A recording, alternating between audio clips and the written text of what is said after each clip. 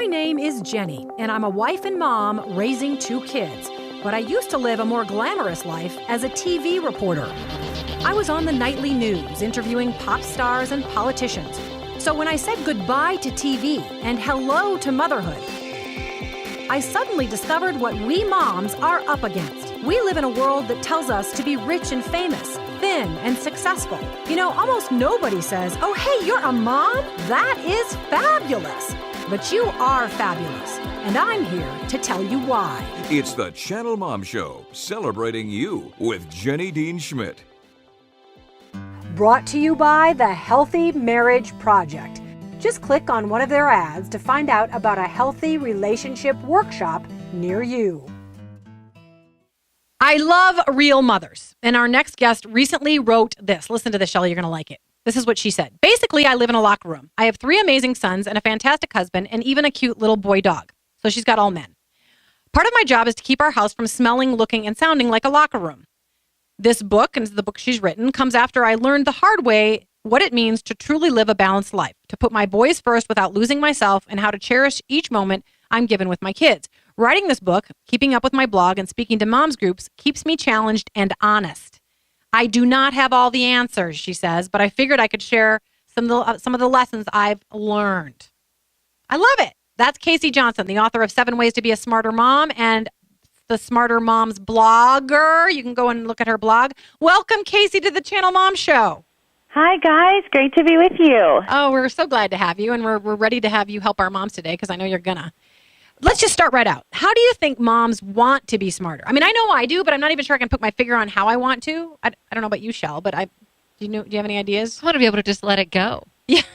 I hear that. I want to care less. Exactly. And so how do moms want to be smarter? And what do you think that moms, why do they come to your Smarter Moms blog? What are they telling you about how they would like to learn to be smarter moms? Well, I think what I've discovered in speaking with more and more moms is realizing that we really are all on the same page and dealing with the same issues. But like Shelley said earlier, nobody wants to be told what to do. We know our families. We know what we need to accomplish, and we know the personalities in our household and how best to utilize those to help reach our goals. So what I like to do and what I think moms like is ask me good questions. Show me all the options, and then I will choose from there and answer those questions and put together a plan that not only, brings me success, but alleviates the stress. I always think if I looked at another mom and said, wow, she has labels on everything and her diaper bag looks like the president's briefcase, like I would feel completely like a loser because that stuff doesn't matter to me all the time. Right now I'm just trying to keep everybody with their food on the table and their rear ends in their seat and getting things done. Yeah. And so all of these moms are just going, listen, I have to keep living life. It's moving forward, and I want to keep pace with it. But while I'm going, can somebody come along and just give me some tools that I can grab real quick, use when I need them, adjust when I need to, and then maybe give me new stuff as I grow and as my children grow with me. It's always changing. Yeah, it is. It is, and it's intimidating. And it's also I'm at a stage now where and Shelley is too, really, where my kids are a preteen and a teen, and you feel like it's flying by you, and you want to get a handle on how to raise them well and how to teach them good values, but also how to get them just to behave day in and day out and do their chores. And so it can be very stressful. Give us one, just throw one out there. One of my favorite ones is to analyze and change the situation or the process you're using instead of trying to change the people. I see a lot of moms who get frustrated with their toddlers or their preschool kids or even their elementary age kids. Why don't they do their homework? Why don't they put their clothes in the laundry basket instead of on the floor? Well, wait a minute. You're trying to change that person. Try to change the process. What have you set up for them in the way of modeling how things work? What is set up in the way of accountability for following through on those things? And it doesn't have to be high maintenance. It doesn't have to be a reward for doing things that I think you should just do because you're a good citizen of this world. Yeah. But you have to make sure that you're stepping back enough outside of the situation, outside of taking it personally. Stop worrying about the relationship with your kid and start thinking about the process that you're using in your house. Smart moms think about the big picture, and that was something my father taught me, and I've been able to use in my house and share with other moms. Okay, well, so let's take that example of always throwing it outside of the hamper. I think that's like a universal problem, by the way, now that you brought it up. I don't get that. It's like, there's the hamper. How did I you don't get more? either. And so, what is the problem I that keeps know. you from making it there? You know, and with our oldest son, he really struggled with that. Now, granted, he is now 9. This was even happening, though, when he was 5 and 6 years old. One of his biggest things, and I always say, find your child's currency. What matters the most to them? For him, it was wrestling with his dad. For some kids, it might be playing outside with friends, watching a show, even being able to play on some sort of electronic device. Find the currency, and we're not going to dangle it like they're a dog or a prize, but we are going to say, hey, you know what? Before you are able to do those things, I want you to know I'm going to run up to your room and do a quick sweep and make sure that everything is off the floor. So do you want a second to go double check before I go, or do you think you're ready? Mm-hmm. And going up and checking real fast and letting them know, this is the process that's going to happen. I am not going to catch you. I'm not going to trick you. I'm going to give you, chance to make it right. But then I am going to go upstairs, and if there's anything on the floor, we got to get up here and fix it. And whether or not then you let them go ahead and do things is up to you. I wouldn't make it a huge deal. But for them to have to come upstairs, fix everything, and then they get to go enjoy, well, maybe the time has passed and they missed out. Mm-hmm. Well, that's a lesson learned, and it's not stressful, and nobody's yelling and going crazy, but there's an accountability. Yeah, I love it. By the way, we are talking to Kasey Johnson, the author of 7 Ways to Be a Smarter Mom. And Kasey, I know you want to get to this. What's the difference between punishment and discipline? We're not even allowed to use the word punishment anymore in our society. I've realized that. I can't say. I know it's very funny because, but by the way, I am punishing them. So why am I not allowed to use that language? Okay, so what's the difference? Well, the difference is punishment is a consequence for something happening that you made a bad choice with. And sometimes that's in line and needs to be there, that accountability piece.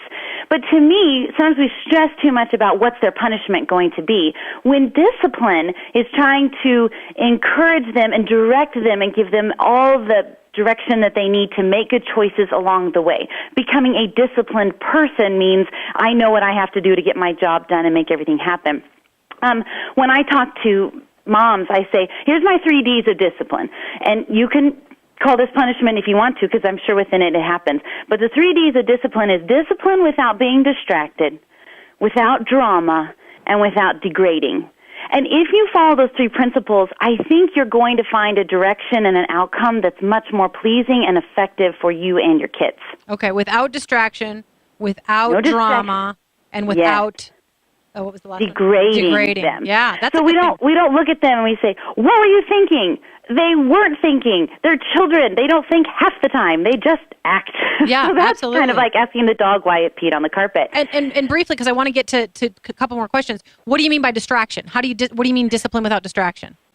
So when I'm talking to another mom at playgroup and my child hits another one, and then I just keep talking to this mom, and somebody's going, hello, he needs some direction. And just go sit over there. Go sit over there. You stop that right now. And then I go back and talk to the other mom. I'm distracted. And that kid knows that he's gotten away with it without me really taking the time to stop what I'm doing, go over and talk with him. Now, I don't think kids should run our world and our schedule, but there is a time when I say, you and me, we're going to fix this right now because this isn't going to happen again. And even if I have 2 other children on the other side of the room, I give them some quick toys.